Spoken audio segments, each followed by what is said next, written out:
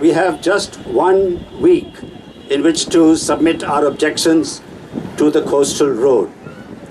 Before we go into the details, we would like to inform everybody that this square is known as Roshan Square, after one of our stalwarts, Roshan Dabaiwala, who passed away about 18 months ago.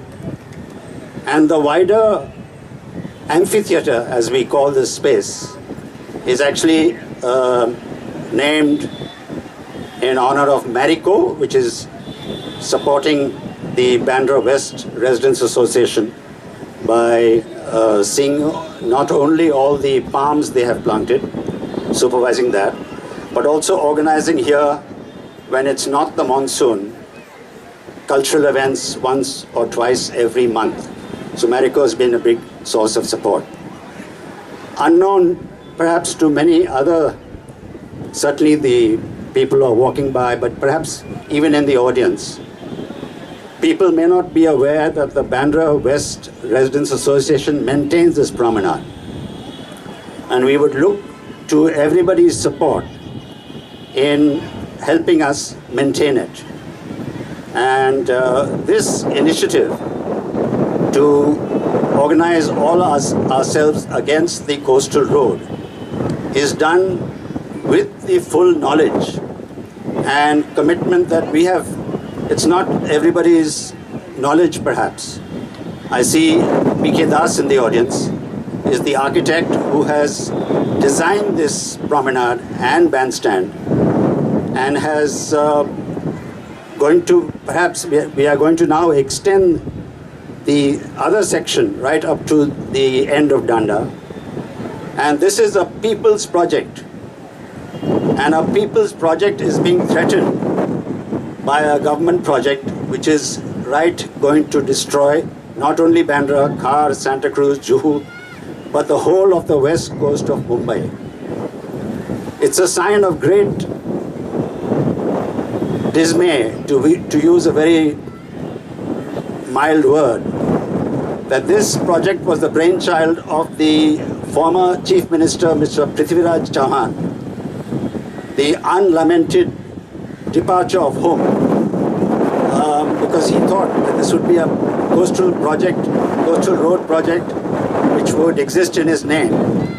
But he has departed, and perhaps there are even greater threats to us in Mumbai, and here specifically along the coast, from a dangerous trio, from Mr. Fadnavis as the Chief Minister, Mr.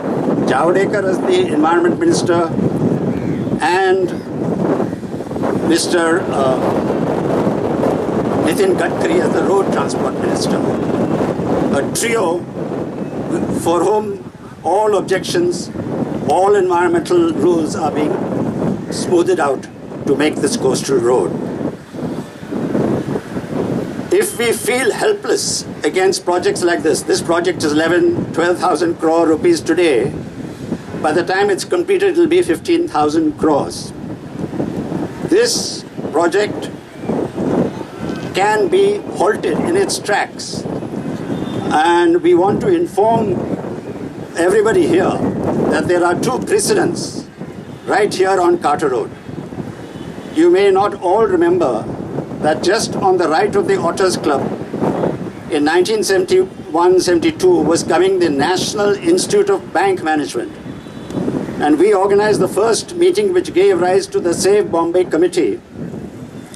And that project was already, there were test drilling for the project, 6 crore project, a lot of money in those days, 72. The National Institute of Bank Management is comprised of banks, so money was no consideration.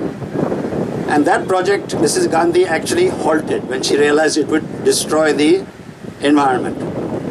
After that, somebody tried to build a flotel, a floating hotel, and that we went to court and removed.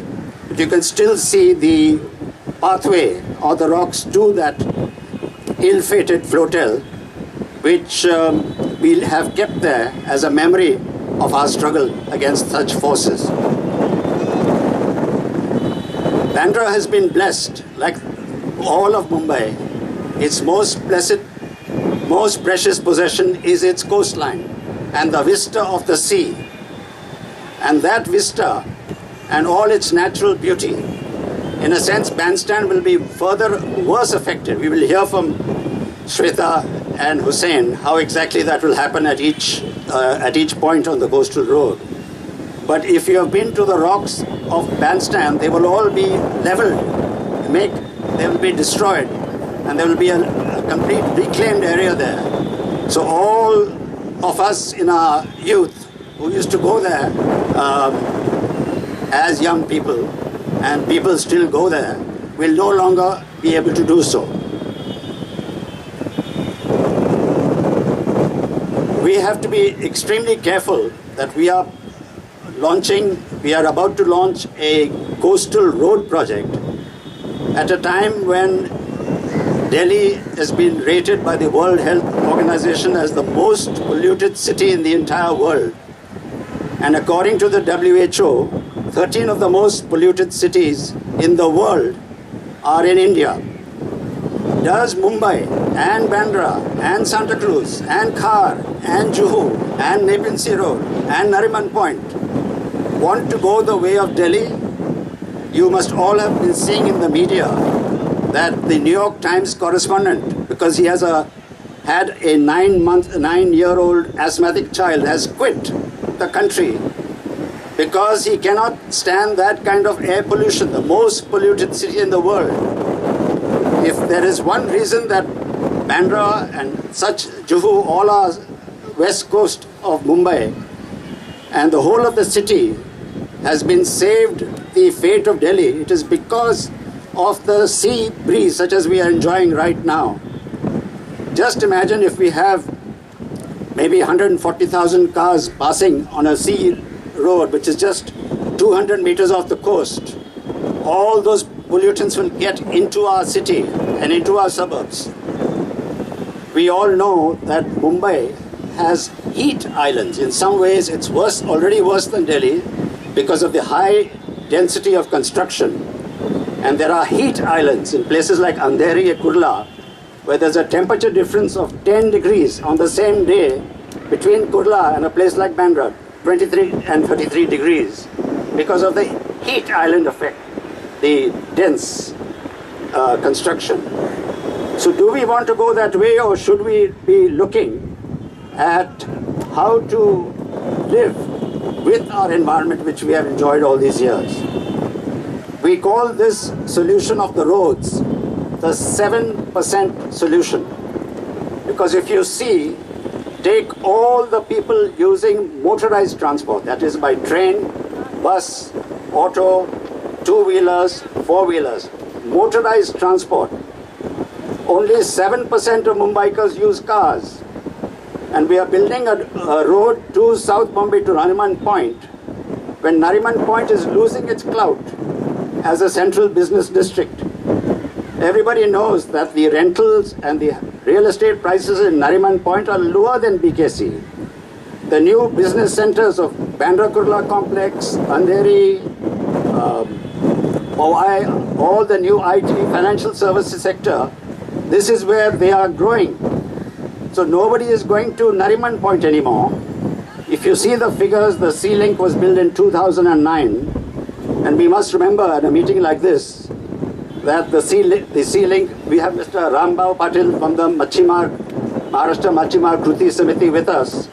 And he can tell us maybe that because the Fishermen's Association took that to court, that Bandra Sea Link was delayed for 10 years. And their Gauthans and their Koliwadas are in immediate danger of destruction. So they have no doubt that they will fight this to the bitter end. So do we want to see a road on which it's about 300 crores per kilometer to build a coastal road? That's only about 40-50 crores per kilometer less than an overground metro. So which mode do we prefer, a metro or a coastal road? The reclamation of land, we all know, has very dangerous impacts. Hussain and Shweta, both from the Kamla College of Architecture, will tell us how reclamation in certain parts of Mumbai, like in Nariman Point, have eroded the beach in Versova and other places. You can't displace the sea and not expect it to hit back. Nature will hit back if it is abused, and nature has hit back. If you go to the Ambedkar Samadhi in Dadar, Prabhadev Dadar beach, you will see that it's in danger of collapsing because the force of the waves are hitting it with a vengeance in the monsoon. So, what are the alternatives? People always ask us, what are the alternatives to the coastal road? In short, the two metro lines, the third metro line, which will precede the second because of opposition. We oppose the overground metro. The second one will now go underground, hopefully. The third metro line is from Colaba through Bandra to Seeps in Andheri. That will take a great deal of the traffic that will otherwise not necessarily have to take their cars out. The second metro line from Charkop through Bandra to Mankur will also serve that purpose. The metro is the way to go. All over the world, people are stopping cars from entering the central business district. If you go to New York now, the most iconic square, Times Square, is pedestrianized. Broadway, pedestrianized. In London, you pay £10 to enter the central business district. London traffic is much easier than it ever was. We should be learning from other cities, because what we call our ecological illiteracy in building a coastal road, when the whole of the rest of the world is preventing the cars from entering the city.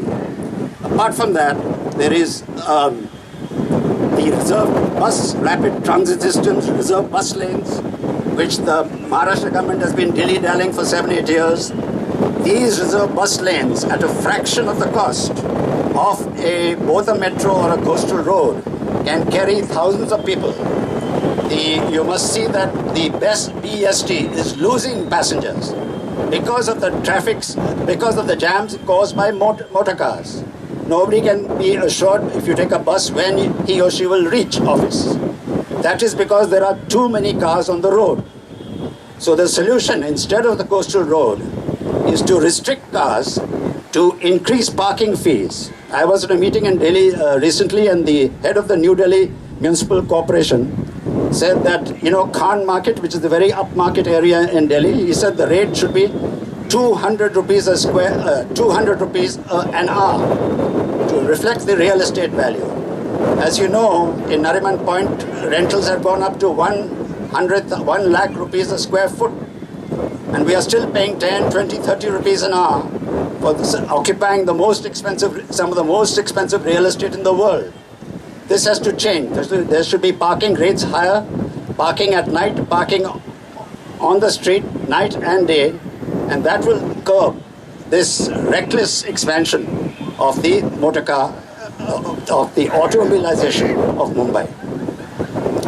Finally, I'd just like to say that the purpose of this meeting today is to write in to the Chief Deputy Engineer of the MCGP. If you take a pamphlet which is there, it tells you his address. Please write a hard copy of the letter, courier it, or send it by speed post, so that you have a receipt, some record, and also send a soft copy by email. Don't send only a soft copy.